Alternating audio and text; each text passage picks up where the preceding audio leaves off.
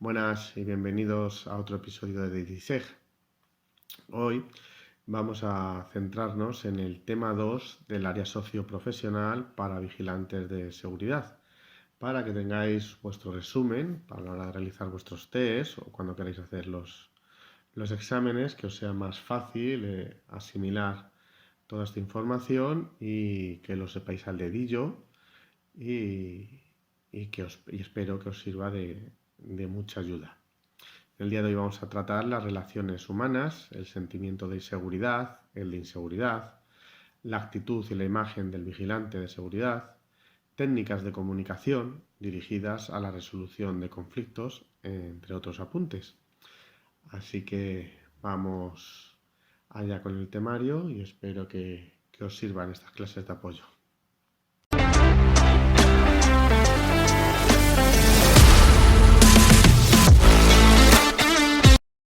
Bien, vamos a aclarar primero las relaciones humanas o la socialización que conlleva intrínsecamente el ser humano, ¿no?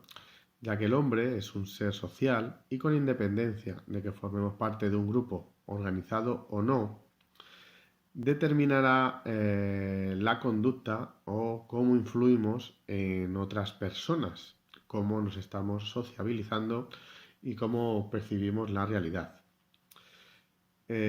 Uno de los métodos más tradicionales que se utiliza para referirnos a este tipo de sociabilización es la psicología social, definida por Alport, que decía que es un intento de comprender y explicar cómo los pensamientos, sentimientos y la conducta de los individuos influyen por la presencia real, imaginaria o implícita de otros seres humanos. Para definirlo más en profundidad, tendremos que ver cuál es el concepto de socialización, que la podemos definir como un proceso mediante el cual el individuo adquiere una serie de valores, conocimientos o reglas de conductas que le permiten vivir con la sociedad.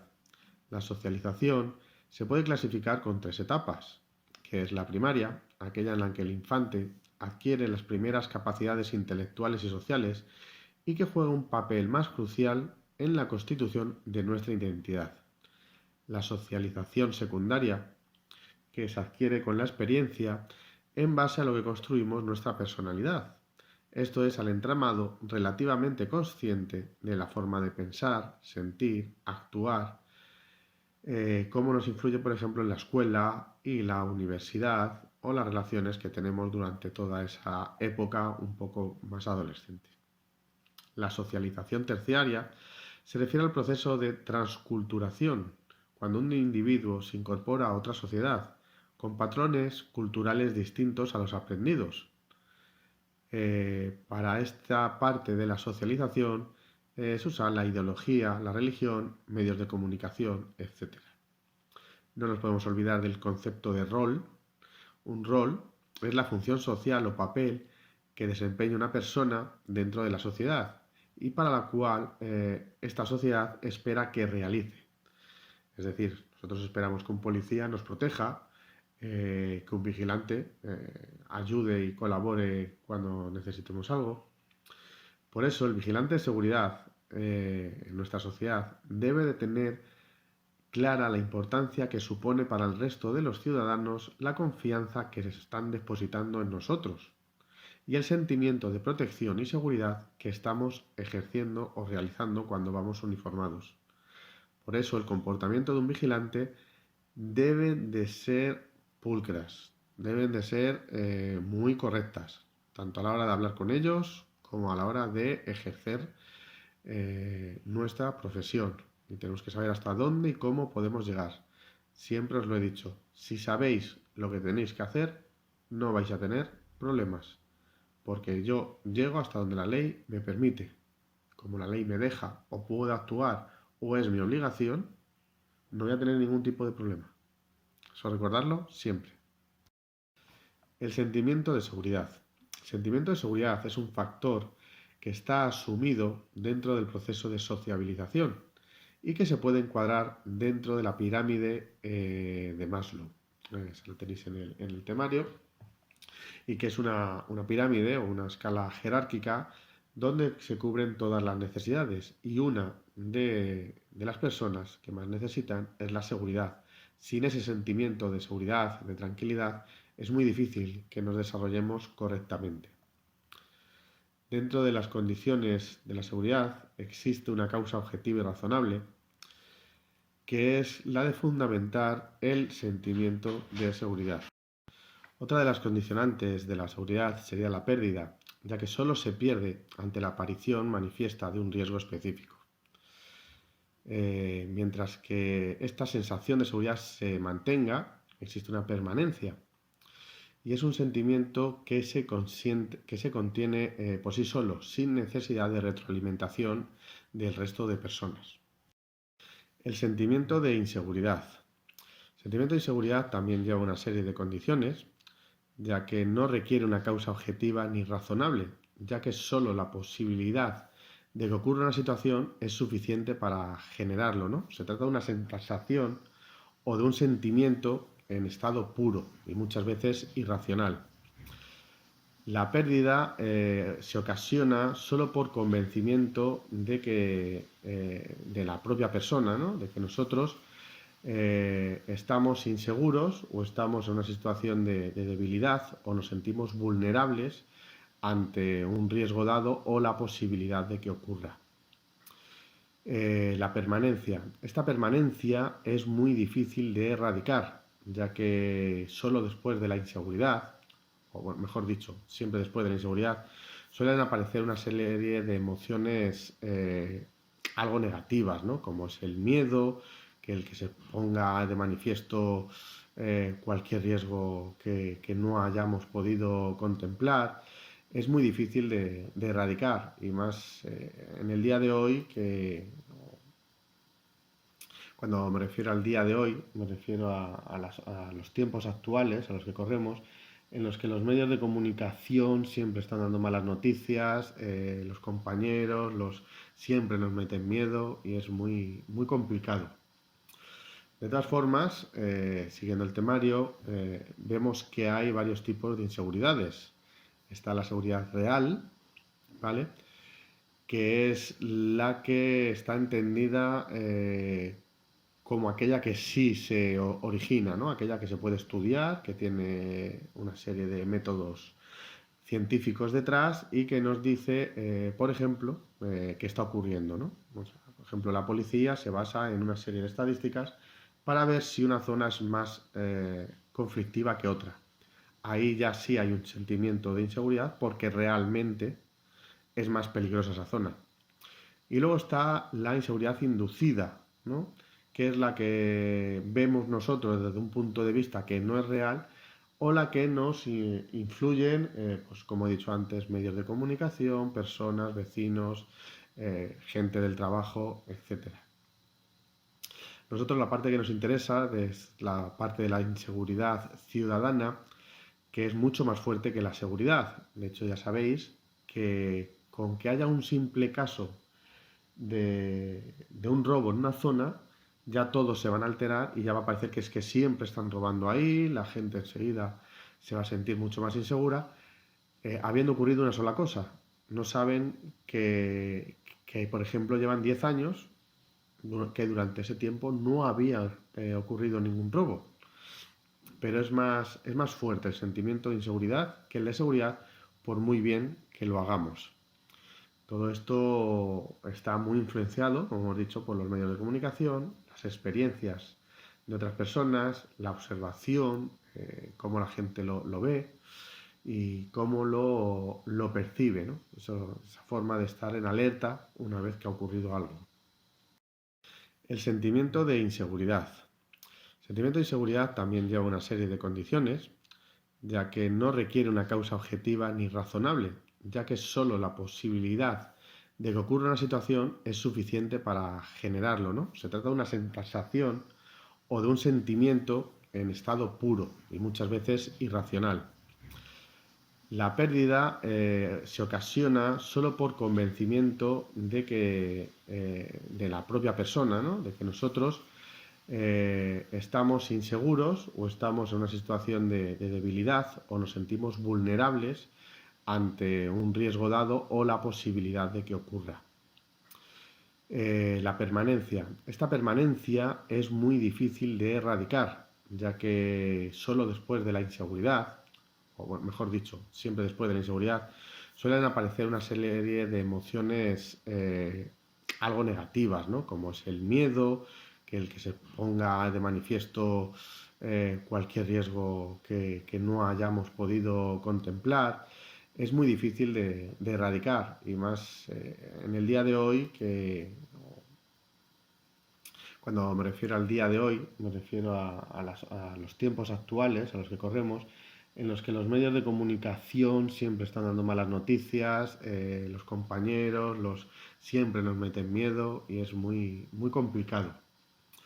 De todas formas, siguiendo el temario, vemos que hay varios tipos de inseguridades. Está la seguridad real, ¿vale? Que es la que está entendida como aquella que sí se origina, ¿no? Aquella que se puede estudiar, que tiene una serie de métodos científicos detrás y que nos dice, por ejemplo, qué está ocurriendo, ¿no? O sea, por ejemplo, la policía se basa en una serie de estadísticas para ver si una zona es más conflictiva que otra. Ahí ya sí hay un sentimiento de inseguridad porque realmente es más peligrosa esa zona. Y luego está la inseguridad inducida, ¿no? Que es la que vemos nosotros desde un punto de vista que no es real o la que nos influyen, pues como he dicho antes, medios de comunicación, personas, vecinos, gente del trabajo, etcétera. Nosotros la parte que nos interesa es la parte de la inseguridad ciudadana, que es mucho más fuerte que la seguridad. De hecho, ya sabéis que con que haya un simple caso de un robo en una zona, ya todos se van a alterar y ya va a parecer que es que siempre están robando ahí, la gente enseguida se va a sentir mucho más insegura, habiendo ocurrido una sola cosa. No saben que, por ejemplo, llevan 10 años que durante ese tiempo no había ocurrido ningún robo. Pero es más fuerte el sentimiento de inseguridad que el de seguridad, por muy bien que lo hagamos. Todo esto está muy influenciado, como hemos dicho, por los medios de comunicación, las experiencias de otras personas, la observación, cómo la gente lo ve y cómo lo percibe, ¿no? Esa forma de estar en alerta una vez que ha ocurrido algo.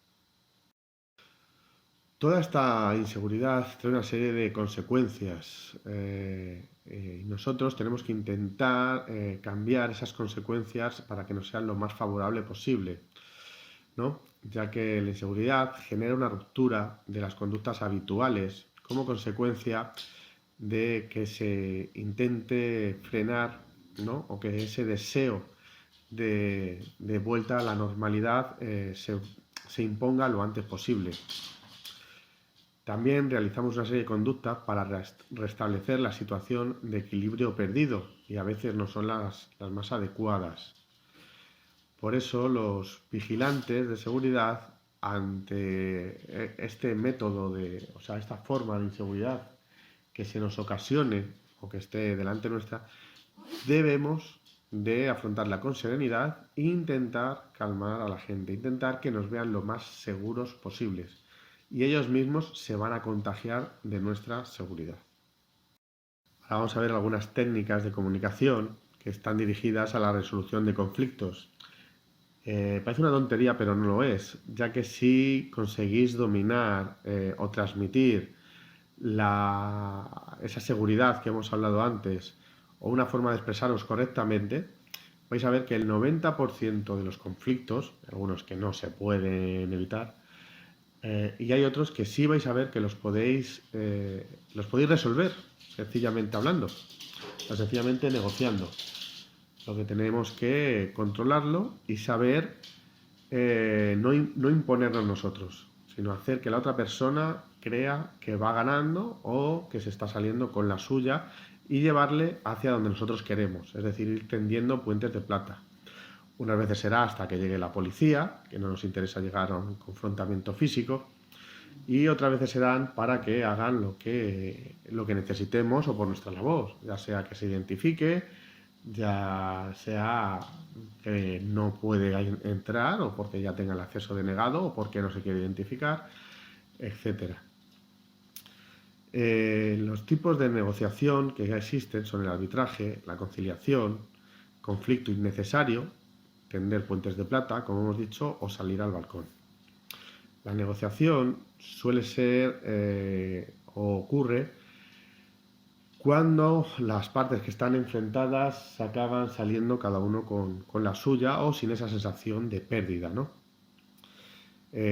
Otro medio de resolución del conflicto es el arbitraje, ¿no? Cuando ya no hay solución, o ninguna de las dos partes cede, pues alguien nos tiene que decir o tiene que indicar cuál es la mejor solución para que el conflicto llegue a su finalización.